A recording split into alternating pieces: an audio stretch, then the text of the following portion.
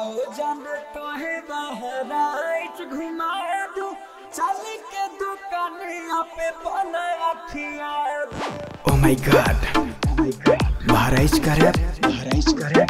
आओ जान बहराइच घुमाते हैं, चाट और चाउमीन खिलाते हैं। ओ मेरी जान हो, बहराइच की चढ़ती जवानी हो, तुम महारानी हो, लैला तू मेरी दीवानी हो। हील वाली सैंडल पे पहनती हो पायल, कितनों को सोना तुम कर दी हो घायल। लालो के गाना पे ठुमका लगाओ, सारी को छोड़ो तुम सूट में ही आओ, सूट में ही आओ बेबी, सूट में ही आओ। ए बहराइच हमारी जान है, शान है। आओ जान तो है बहराइच घुमा दूं, चल के दुकानिया पे बना रखिया दूं। आओ जान तो है बहराइच घुमा दूं, चल के दुकानिया पे बना रखिया दूं।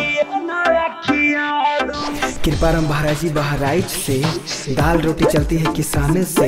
मंदिर और मस्जिद में वैर कोई ना, हंसते हैं लोग यहाँ प्यार से। सुन मेरे भाई शर्माओ ना, दिल में जो खुल के बताओ ना। करते सवारी बैलगाड़ी का, नाम तो बताओ अपनी प्यारी का। मेरी बेबी मेरी मिट्ठू, आज जल्दी मटक के किट्ठू। तेरी क्यूट स्माइल पे जानू फिदा, तेरी कमर के टैटू पर मैं हूँ जिंदा, हूँ जिंदा, हूँ जिंदा। दिल्ली से जान तुम आई हो, कितनों को मिर्ची लगाई हो, कितनों को मिर्ची लगाई हो, कितनों को मिर्ची लगाई हो, कितनों को मिर्ची लगाई हो। आओ जान तो है बहराइच घुमा दूं, चल के दुकानिया पे बना रखिया दूं।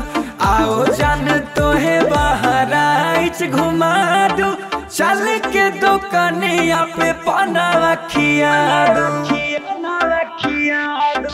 गर्मी में सोना हम कूलर लगा देंगे, सर्दी में तुमको हम कंबल ओढ़ा देंगे। तेरे लिए बारिश में छाता लगा देंगे, तू कहे तुमको तो लंदन घुमा देंगे।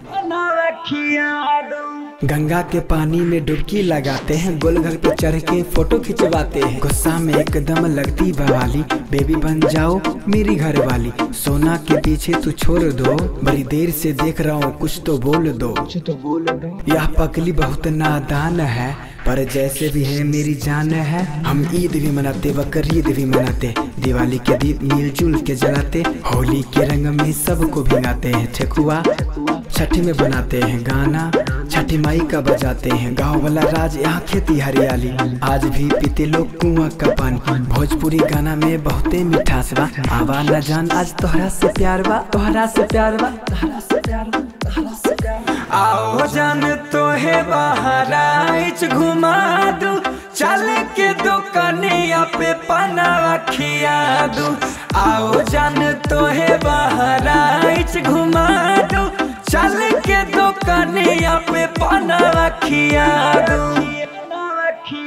Presented by Hangama Recording Studio, Payagpur।